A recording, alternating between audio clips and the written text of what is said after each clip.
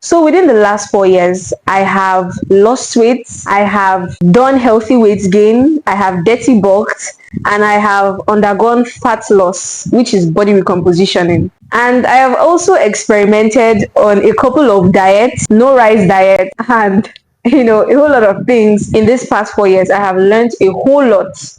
I have learned what works and what you shouldn't be doing. And I am here to literally share my story. At the same time, giving you points to notes that you'll be learning from, things that you should avoid if you're about to embark on a fitness journey. So you just learn from it all, right? So let's get into it. I started my fitness journey in the year 2021.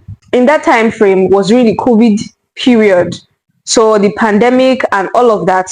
But we in Africa here, Nigeria, we still had some movement, though keeping the distance. Because we're indoors most of the time, it was boring. I needed some kind of activity. So I started joining my mom to take walks, to jog. From there, I actually saw it as a little highlight of my day. I never planned on embarking on a fitness journey. I know, right? A lot of people now we say plan it out and all of that. Me too. I say that to plan out if you want to start. I mean, it's great, but my own story is different. Reason being that fitness to me was more than just a fitness journey. It was also a spiritual walk for me, because God used that phase of my life, fitness, to really prune me. He was using it to mold me. So I had a weak mindset. I was dealing with a lot of things, laziness, food, like addiction per se. I had very poor eating habits. I was an emotional eater. I would eat to sleep, eat just to be happy, eat to even read. So there was I had a very bad relationship with food, literally. So God really used fitness as a tool to really help build my mind. I could remember just taking walks and jogging, and while I'm jogging, I would hear God speaking to me loud and clear. So fitness is more than just the physical. It's a tool that God can use in really molding you if you allow Him to, right? And so what I would say is just start. You may not have it all figured out, but just start. In the process of starting, you would learn. When I started, there was a whole lot I didn't know, obviously. Thank God for going through nutritional biochemistry, learning more about food, learning from others, people's stories, people's journeys, and even my own personal journey. So I was really able to get it right and even help others. Currently, I've helped a couple of ladies lose a ton of weight, help them in their relationship with food, cravings. In fact, I feel like what I'm doing currently in the fitness space is one of the most fulfilling things I can ever do. Just seeing people transformed mentally, physically is beautiful. And actually giving an open slot for those that would also like to join me on my one-on-one personal coaching. I lost weight by only doing cardio. Like I said, I was taking walks, I was jogging and all of that. So I lost weight by only doing cardio. I didn't know anything about strength training. So because I didn't know much about strength training and the benefits of strength training, I was ignorant about it, and I didn't really see the importance of it until I started to do research. Because now I began to wonder, why is it that after I lost weight, I'm still kind of skinny fat?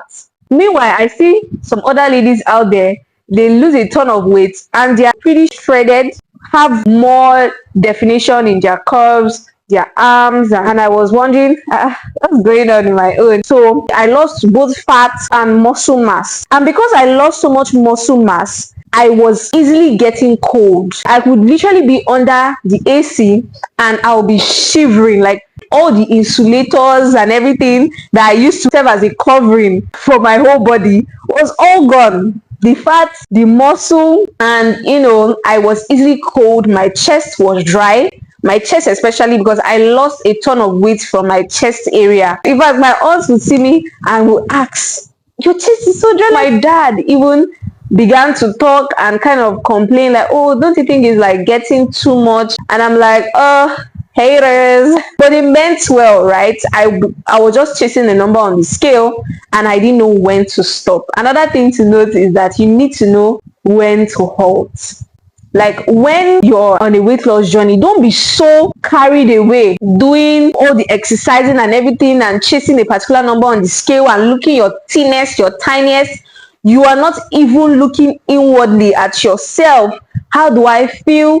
How is my energy? I was very prone to falling sick at that point in time. So eventually I did fall sick. And when I fell sick, it was so bad.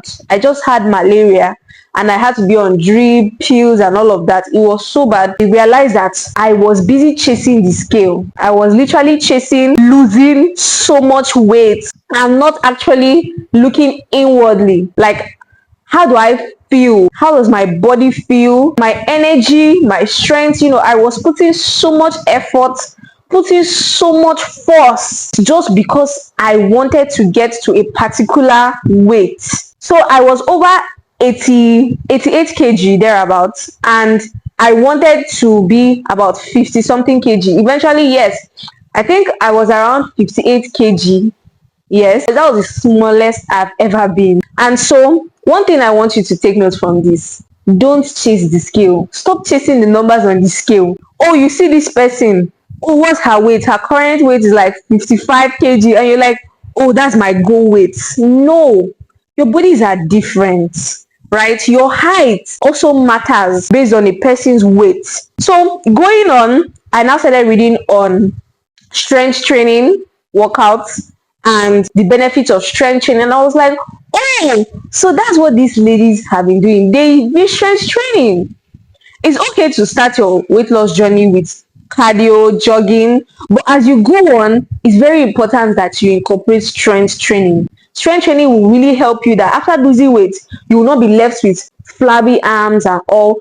You will still have toned body, you'll be pretty toned. So I then now started strength training, but this time I was strength training because I wanted to gain weight. I wanted to have put on some muscle mass and a little fat in my curves. So yeah, I started strength training.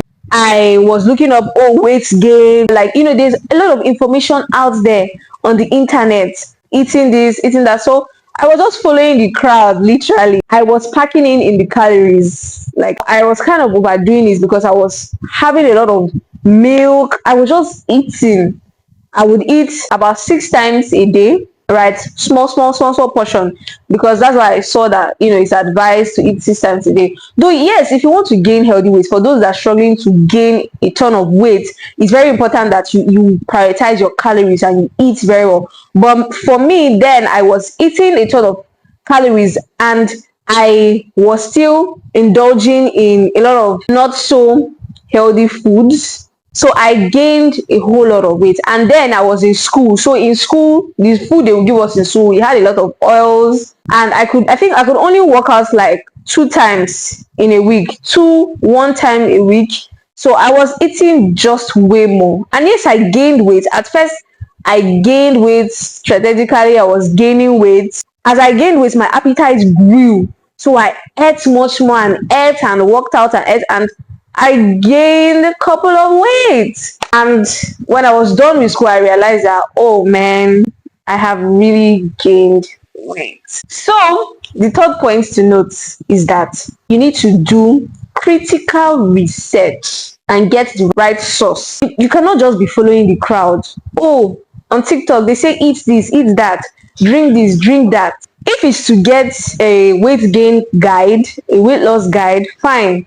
Listen to the right people, accredited people that actually know what they are doing and what they are saying, and not just following the crowd, right? It's very important that you get your source right. You get the macros of what you're supposed to eat.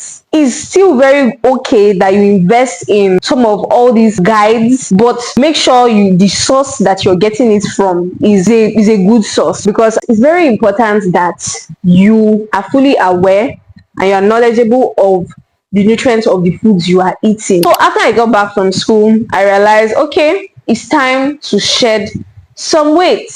But this time, I knew that I didn't want to just shed a ton of weight like how I lost all the fat and muscle mass, right? I wanted to be really strategic about it. I wanted to be able to maintain my curves at the same time shed the stomach weight, the back fat, and I did a whole lot of research. I have read, and for my field of study, I now had a good knowledge in calorie count. I also understood like BMI, body mass index, and a couple of all these things. And so my interest grew more and more and more, and learning on body recompositioning, was able to craft out meal plans that has worked for me and is working for a whole lot of other women also that are currently on my program. Yes, I was able to lose fat while maintaining muscle mass. Now, this made me realize that, wow,